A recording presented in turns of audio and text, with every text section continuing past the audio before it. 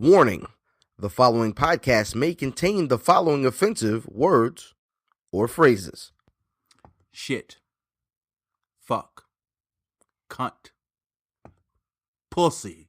Ass Tom Brady crack ass nigga! Thank you.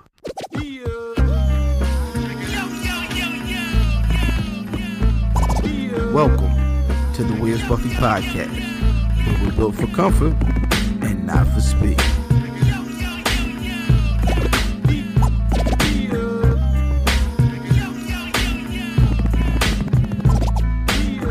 Hashtag shooting the five.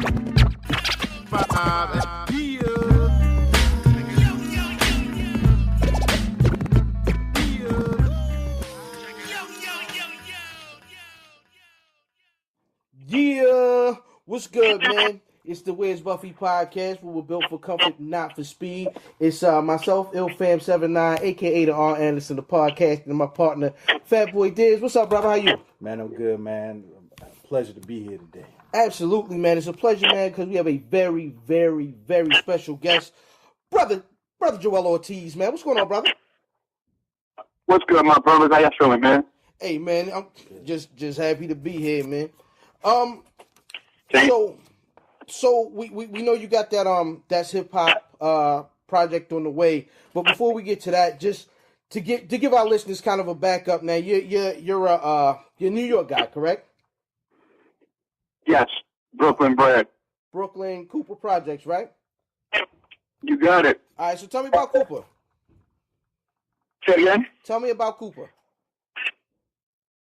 I mean, pretty gutter, pretty hood. I know I'm using cliche words, but yeah, 13 buildings, 7-story high, small apartment, poverty, drug infested.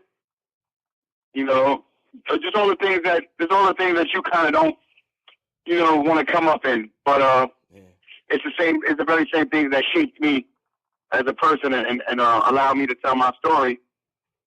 So I wouldn't have it any better, but it's a pretty rough neighborhood. All right. So what led you to that pen, to them, to them ciphers? To the what? I couldn't hear you. I'm sorry. What led you to like the pen, to the ciphers, man?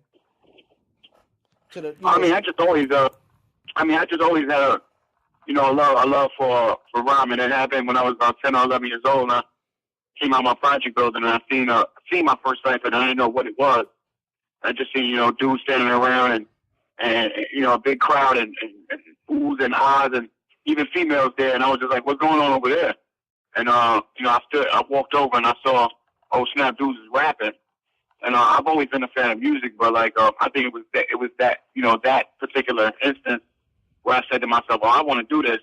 And I remember I ran upstairs and I started writing right there, like trying to come up with something. And the very next day, I approached my first cipher, and it was then when I realized how open arms, the hip hop community was. They didn't turn me away. They were just like, yo, shorty, you gotta rap. Do your thing. I spit my rapping. I never stopped since then. That's what's up. So how did you get from there to Unsigned Hype in the source when it meant something? I mean, it's a journey. To be honest with you, it just was a grind, bro. Constantly studio, constantly putting joints out. Standing in front of radio stations, handing out mixtapes, and knocking on club doors. Like, how can I perform? Who can I open up for? Just the want for it. I wouldn't be denied. I just loved it too much. I was passionate about it, and I still am. That's why we on the phone. This is my first love. So, Unsigned Hype wasn't something that I planned for. It was just me, relentlessly recording and dropping stuff to make someone like The Source, notice me at the time and be like, who is this Brooklyn kid that I just keep hearing about? And how doesn't he have a record deal? And that column at the time was like getting a record deal. So I remember when I first I first got on Sound Hype, I was like, wait a second, this is unreal. Like I can't believe I got on Sound Hype. And shout to Source for recognizing me and giving me that look, man. Work. Yeah, it's crazy. So how did you get? How did Dre hear you? Was that same thing? I mean, same thing. To be honest with you, man, just staying at it and buzzing. One person tells another person who tells another person, and before you know it, your music lands in the hands of key people, and like game changers. And I had meeting after meeting. It's funny, I had meeting after meeting on the East Coast in New York-based labels at the time, and nothing panned out. To be honest with you, it was just you dope and stuff, But I wasn't getting record deals for reasons outside of music, so it was kind of discouraging. Here I am, rapping my tail off, and I'm not getting opportunities for things like you're too heavy, or you're nice for a Spanish dude, just when I look up, or I look down actually, the phone's ringing and it's Dr. Dre, someone from the other side of the country, saying I'd love to meet you and flying me in and showing me LA for the first time and basically in a nutshell saying, I flew you in because I'm a fan and I'd love for you to be on Aftermath. It was just a real breath of fresh air, and it's something that I'll never forget. And I thank Dr. Dre for giving me my first opportunity. That's crazy. That's got to be a bug out. First, I mean, Dre is iconic, and Dre is what we grew up with. And then Dre just to hit you like, yo, I'm a fan. That's got to be a bug out. How big of a letdown was it when that situation didn't pan the way you wanted it? It wasn't a letdown at all. Okay. The situation didn't pan because it was something that I asked Dr. Dre for at the time. I asked to be released because at that time, the buzz was up. I was so antsy and so ready to go, and I remember him mentioning to me, like, just hold tight, we're going to develop things and stuff like that. And it didn't really, it was just something that didn't sit well in my ear. So I'm like, man, because, you get, for years you hear, like, once your window is open, you got to jump through or things will fizzle out. So I kind of, called Dr. Dre. I mean, I'm leaving out a little bit because I don't like to throw, other people under the bus, but there was people involved in my team that are no longer involved in my team that also, weighed in on that situation and was kind of like coercing me into asking to be, released from the label. So it was a combination of me being like, man, I don't know, man. I got to wait around for who and what. And, I know how this thing goes, man. Like, and also someone else that was kind of telling me, yeah, man, you should be released from there. And, like, I don't think it was the right guidance at the time, but it wasn't a letdown because it was something that I asked for. But I will say this, man, loyalty can be an enemy sometimes. You know what I'm saying? Being loyal to some people, especially in this music game, like, you got to really be careful of who you come in with, who you go out with, and who's around you, because it can affect you in a very negative way sometimes. Hey Joel, this is, man. So my question to follow up on that is that the reason that dude's no longer around you, or is it something else, or? Say it again. The follow up to that is the guy that's no longer in your camp that that shall not be named. Is that the reason he's no longer there because of that Dre situation? I mean, it was a compilation of things. That's just something looking back in hindsight. Like, I didn't recognize, at the time, that there was, that might have not been the best decision for me. You remember, I'm super young. It's my first record deal. I don't know how to go about the business. I don't know the business at the time. All I know how to do is rap well. And, it wasn't the best decision looking back in hindsight for me. I don't think leaving any music label or any outlet that is interested in you and gives you your first opportunity, I don't think leaving them for any reasons outside of music, like them not allowing you to make the music you want, or things like that. I don't think you should ever ask to be released from someone who's giving you an opportunity. And that's what was being told to me at the time. But that was that. And then later on, there was other opportunities that went away as well in different forms, in different fashions, but all from the same person. You get what I'm saying? And it took me to realize, like, wait a second, I could have been here, there, and there, but I'm not, and it's because I'm being guided wrong.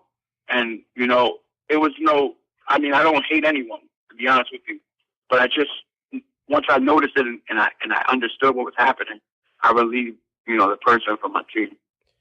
All right, and so you go from there and you record. That's when we get the Brick, the Bodega Chronicles, Brick Bodega Chronicles. No, you got the Brick, because I was in. What happened was I was in verbal talks with Koch, well, E1 formerly known as Koch, at the time, and then Dr. Dre just kind of called out of nowhere. So when I went over there, I didn't expect him to be like, I want to sign you. But he did. So, being that I had gave E1 my word, Koch at the time, that I would sign there, I called him and was like, yo, listen, I have interest from Dr. Dre and you guys, you know what this is. This is a huge platform and opportunity for me. And they understood that. And then on the flip side, I told Dre, before I got out here, I was, kind of in talks with E1, and I would hate, to them promise them something and not deliver. And both labels agreed that the Brick would be something that would be something that's good to set up the Aftermath move. So I actually had two record deals at once. One being, on Koch, where I had already delivered, music and had conversations with them and stuff like that. And Dre being like, yo, that's dope. That's cool. That'll be a catalyst to set up the Aftermath situation. But I think you should announce it anyway. And that's why you guys had the Brick. The Brick was already done when I had the Aftermath show. Ah, okay. So, the fast forward version is eventually you get to Slaughterhouse, which is a group situation. And I know that's vastly different from moving the way you were able to move when it was just, Joell making Joell decisions. What were your favorite parts about the group dynamic once you jumped into Slaughterhouse? Well, being a solo artist my whole career, it was the first time I was in the studio with other artists, period. Like, when I did features with people, or I had people come in for my album, like, I always worked in there with the engineer and producer, and that was pretty much what was going on in the studio. So it was the first glimpse at collaborating with people and being inspired by other people to make music. Great bunch of guys too, man. Just really cool dudes. Shout out to Royce Crook and Joe, man. We House Gang for life, bro. Like those are friends of mine. We toured the world. We still record. We support each other's solo ventures, and it just was an eye opener to see, three other people just as passionate about making hip hop music, in the same room and having the same ideas and respect for the culture. Is just dope. It's just dope, man. I love Slaughterhouse and what it is and what it's done for me. And I'm sure the guys could say the same thing. So now I kept hearing you guys do different, separate interviews and whatnot, and I haven't seen you guys together for a while. But I remember hearing you guys said you did have another project finished under Shady. Is Is that still a thing? Yeah, the album's done. Okay. The album's done. But you know how this thing goes. You know, we've all also, you know, ventured into solo stuff. You know, I put out an album with in 2014 in winter called House Slippers. You know, and then I followed it up with a Human album with Illmind. And now here I am with, you know, That's Hip Hop, a collaborative project with Domingo. I feel like that all of us support each other and want nothing more than Slaughterhouse music to come out. But we are also in love with, you know, who we are as solo artists. But man, I miss that Slaughterhouse stuff too. It's just really tough because it's four of us. So it's not me only doing solo stuff. It's Royce doing solo stuff. You know, he does stuff Premiere, and you got Joe putting out his albums, and Crook just released something with Static Selector. It's just tough, man, as far as timing goes when you're trying to fit in all of us doing solo stuff and then coming together, you know, and devoting all of our time and energy towards, you know, the Slaughterhouse stuff. But I see it happening in the near future. I'd love it. I love for it to happen this year. I know all the guys would too. So, you know, be on the lookout for that. And though I'm telling you that there's an album done, I know us. When we get back together, we'll be back in there cooking up new stuff because that's just how we are. So, yeah, that's pretty much what's going on as far as the house game goes. Okay, so you mentioned the Illmind record. The Illmind record was really, really dope. Now I learned about Illmind from like what he did with like Little Brother and the Justice League. How did y'all hook up for Human? Well, Illmind had produced on House Slippers, the album previous to Human, and you know, we had always just said, you know, we should get up, we should do more, you know, than just, you know, he produced, I believe, 2 records on House Slippers. I was just like, yo, we vibe crazy, you know, like when I finish this tour and this run, you know, we should get back up, you know, we should get back in the studio. So when that happened, I hit up, you know, when I finished coming off House Slippers tour, you know, I hit Ill. I was just like, yo, what you into? And he said, you know what? I got a nice little studio up in the city right now. I'm working out of, and man, maybe you could come through and vibe. And neither one of us planned on doing a collaborative album. I just wanted to work with him, and vice versa. You know, so I got up in there, and you know, we vibed out the first day, and we recorded a record. And you know, it was kind of like day by like I hit him like, you know, I was just like, what you doing today? Like, nah, nothing. Come back, come through, man. Let's vibe out. And one record turned to 2, and 2 to 6, and before we looked up, we were like, yo, what is this? And it's like, I don't know, man. Let's keep rocking out. And that birthed Human. Man, it's one of my favorite albums to date, man. Because we chose to capture the moment, not map it out. No big round table business meeting discussion. Just vibes, music, and delivery to the fan. And you know, I can see myself, you know, rocking out with Illmind in the future again.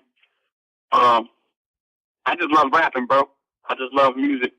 You know what I'm saying? So the Domingo stuff just kind of organically happened too. I've just been letting the universe work. You know what I'm saying? And staying at it. To be honest with you. All right. Well, tell me. All right. So tell me about who. Now, is this the Domingo from the? I think that worked on Master Ace's Disposable Arts. Is that the same Domingo? Yeah, Domingo. Yeah, big pun.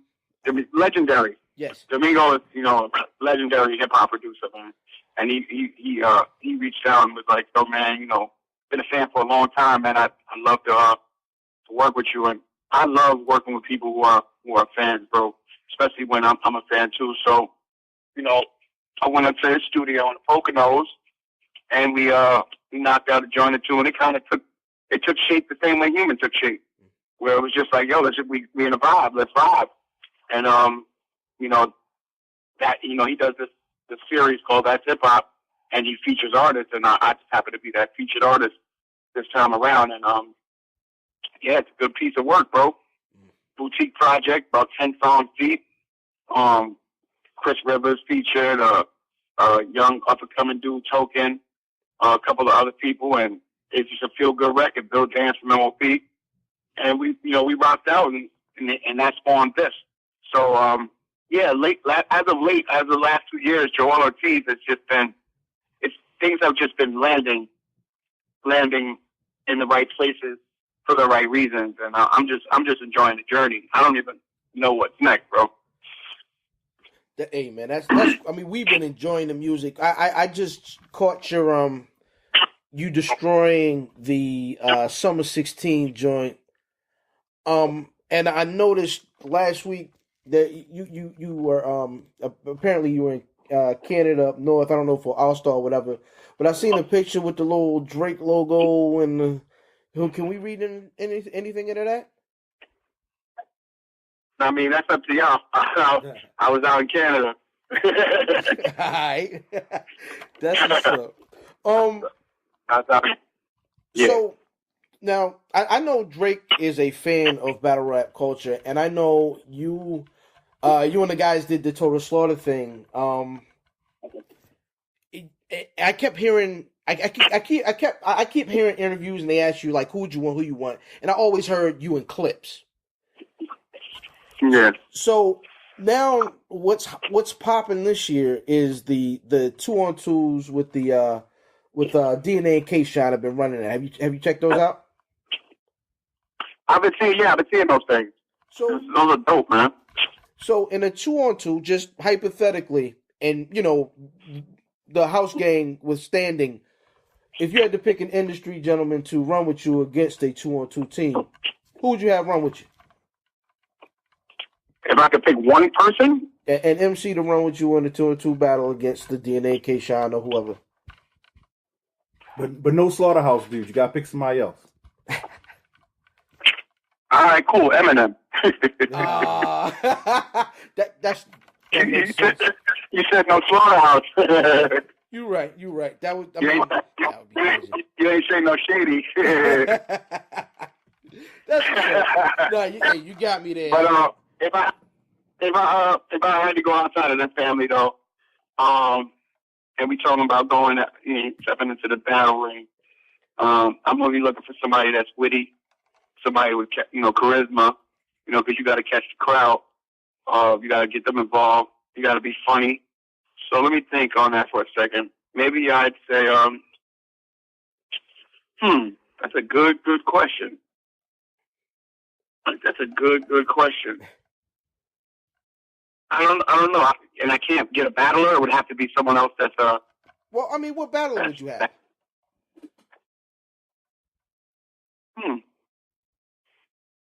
I don't know how to answer that. I don't know how to answer that. And I'd probably want to be the guy that tagged myself in. I think that would be creative. I would go with an alter ego. He'd come in with the mystery. You know what I mean? Like, that'd be a great prop. I'd play both. I'd play both sides. I know that's a cocky answer, but that's what the battle ring is full of, cockiness. It's going to be hard to find somebody that I feel super duper comfortable with outside of my team and my Chittin family. So I play the alter ego thing and probably switch clothes and all that.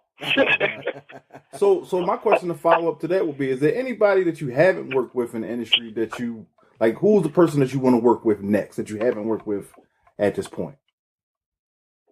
Well, Drake is one of the guys. I respect the music. I'm a fan of the music. Kanye West is another one of the dudes, man. I love working with people who are passionate, man. Yeah. They're a little passionate about you say what you want, but their passion is there. The passion to make music is there. The passion to express themselves is there. Those are two people off the rip I would love to do stuff with. J. Cole, another person I feel is talking the right stuff and doing it his way. I can see myself collaborating with J. Cole as well. Macklemore is someone else I enjoy. Doing it his way, involving the OGs and the pioneers and things like that. Man, I gotta honor that. people off the top of my head. On big people on big stages because they big and passionate, man. So those are a couple names I'd like to work with. All right, so back to like the battle culture, because I know you guys say you guys were into it. Have you watched? Have you had a chance? I know you've been working, but have you had a chance to watch? Like, what was the last really good battle that was entertaining you watched?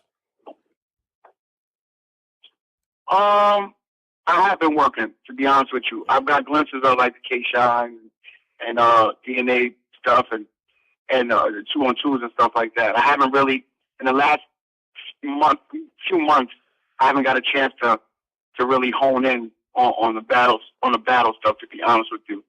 I know some of my favorite battlers, though. Charlie Clifton. Let me think.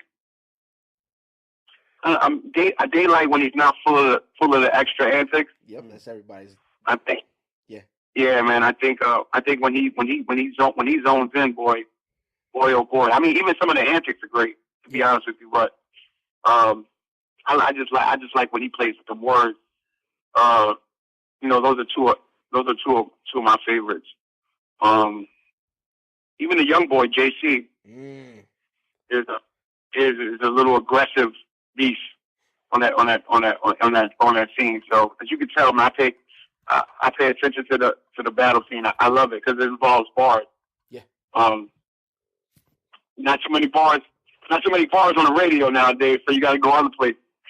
Yeah, that's true. That's legit, man. And I'm a fan of battle culture just because it's almost a sports take on rapping. It's almost like, you know what I mean, like a boxing match with raps. So now New York is a huge sports market. Right. Where are your affiliations there? Giants, Jets, Mets, Yanks. Where you at? I'm a Jet. First and foremost, that's my first love as far as a New York team. I'm a New York Jet. I'm a good friend of mine is on the Giants, so it twists me up because I go to Giants games to check Victor Cruz play. But I came up a Jet, man. That gang green is in me. That's my first love. That's my first love, Jet. I'm a Yanks fan as well. All right. I'm a Yankee fan as well. I've been a Yankee since Willie Randolph, and as a little kid watching Steve Sachs and Mattingly and all those guys, and Dave Winfield and stuff like that. So I've been a Yankee for a long time since a little kid. No. As far as basketball, man, believe it or not, I'm a Bulls fan. Really? You know what I'm saying? Like I came up watching Mike from that era. and loving Mike. When you're little, it's just who you're a fan of, and that ends up being what it is. So I was a fan of Michael Jordan. Even though he damaged the Knicks for many years, I was a kid wanting to be like Mike. So I'm still a Bulls fan. That's what's up. Now you mentioned Vic Cruz and you just mentioned Michael Jordan. Both gentlemen are very influential in sneaker culture. Do you get into the sneaker game at all? I mean, you are in NY. I wouldn't consider myself a sneakerhead. Okay. But it's funny because I buy sneakers sometimes. Sneakers that I like. All right. And sneakerheads be like, "Oh, that's how you felt." So I think I'm low key a sneakerhead, but I just ain't one of them dudes that go crazy. But I guess I pick the right stuff sometimes. All right. Well, I'm gonna put you on the spot real quick. We have a segment on our show called Shooting the Five. Hashtag ST5, hashtag shooting the 5. Can you give me your top 5 off top of your head favorite pair of kicks? Favorite pair of kicks? I like the Bo Jackson. Yeah. I like. Let me think about this. I like the Barclays. Barclays are classic. Yeah. Whoa. Anything good? Yeah, take it tough. Yeah, I like the Bones. I like the Barclays. I like Griffey's. Griffey's. Yeah. Yeah, I'm that. That's what I am. I'm that. I like tough kicks, like tough. They look rugged. I like of all the Jordans. My favorite pair of mics are probably the 15, bro. The 15s. Yeah. Shout out to Yeah. So Joel, as a New York dude, I thought for sure you was gonna say Butter Timberlands, man. I was waiting for that shit. I thought you were gonna say a pair of Butters. I don't know, man. I just like the ones that look rugged, man. I like that rugged look, man. I'm Brooklyn forever, man. So, if they look too bright and too pretty, man, it ain't for me. You said I was gonna say the 11s, huh? I thought you were gonna say Timbs. I thought you were gonna say 3s, either 3s or 4, because those are flawless sneakers. Yeah. I tell you what, though, I got a pair of them Eminem joint for the collaboration with Carhartt. Yeah, those is tough. I don't want to be a hater. I'm hating now, yo. Them Carhartt M's is crazy. The 4s are my favorite Jordans. So yeah, them M's that just wow. Well, I had no clue. I was up at the office, and they was like, "Yo, yeah, we got you we got some kicks up here for you, whatever." So I'm just like, "All right, cool." Like I said, I'm not a sneaker head dude, so I posted them like, thanks, homie Eminem and everybody, give me a pair of sneakers, and my gram went crazy, like, "Yo, Sam, where's the brother?" Like, I was like, "Oh man." Right. But I was like, I didn't understand at the moment. You know what I mean? Like, you say you had Fat Joe going crazy? Is that what you just said? Say it again. Did Fat Joe go crazy over them? No, I didn't say Fat Joe. I said that just people on Instagram, like, and social media was just like, "Yo, word, that's how you feel, like you started." I'm like, nah, I didn't even know what it was. Like, evidently, like, those are a super big deal. I knew they were fresh because it's Eminem and Jordan and Carr. I'm like, oh yeah, this is dope. But I didn't understand, like, oh, they're not it. No, those are the joints. Yeah, you're not walking in nowhere with your Amex and grabbing them. You know what I mean? Tim is a tough grab. Yeah. I'm gonna definitely earn them this summer with those. I don't even know where I'm gonna do them yet, but it'll probably just be a barbecue one time. Like, yo, oh yeah, let me throw these on. Oh, that's the niggas be whispering behind you and whatnot. Yo, you got them Eminem joints. Bro, the first joint I ever heard you on was the hip hop joint. The song. Okay. From the Brick. And you start the record, hey, yo, do me a favor, accidentally step on your white sunglasses. One of my favorite things I've ever heard in hip hop that wasn't just a bar.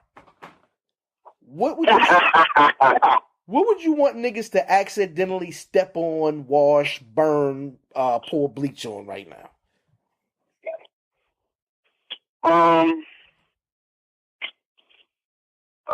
I could do without those skirt things, man. I was hoping they weren't really. I'm cool on those, man. I don't really. It's weird. That's just me. Whatever, man. However you fashion forward. All right, cool. But I just never been.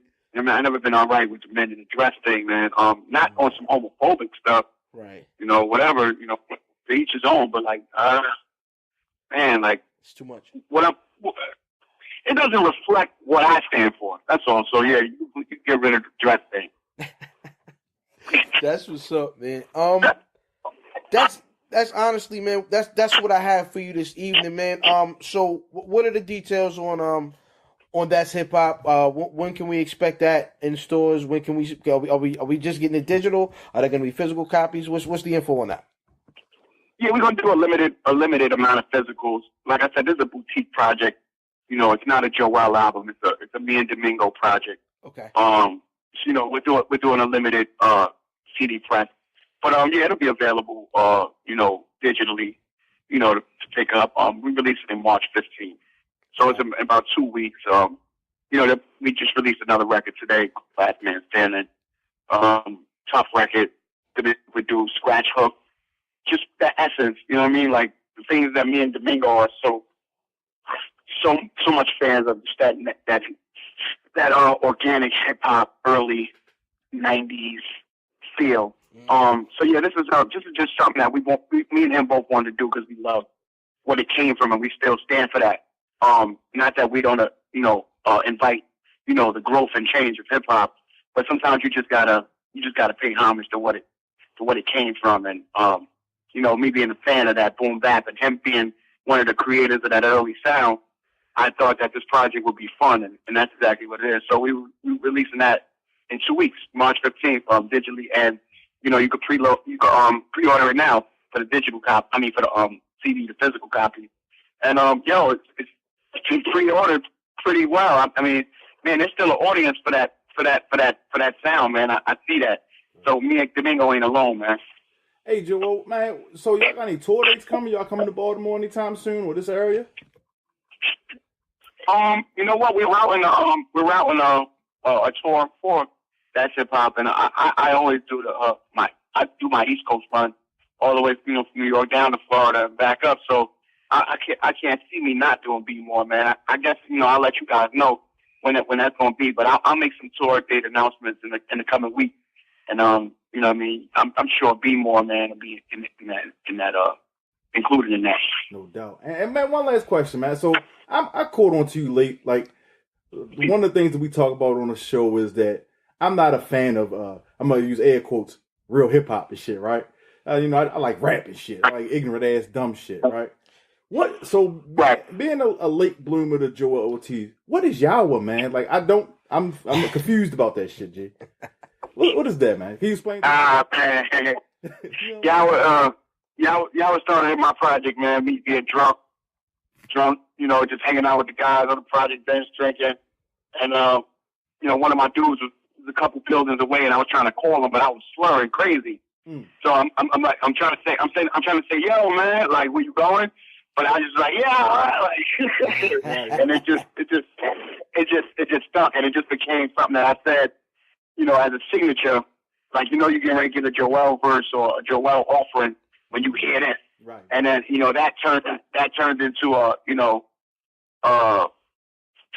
term of endearment. Now I'm saying yeah with all my homies, and now I'm saying yeah with all the fans, and it turned me into Mr. Yao, and it just took a life of its own, and I love it, man. It's part of my personality. It's a part of me now. I can't go anywhere without somebody saying it. So I couldn't shake that if I wanted to, but I'm so happy that happened off that E&J that night. No doubt. That's what's up, brother. Well, brother, we definitely appreciate you calling up, man. We definitely will support that project. We definitely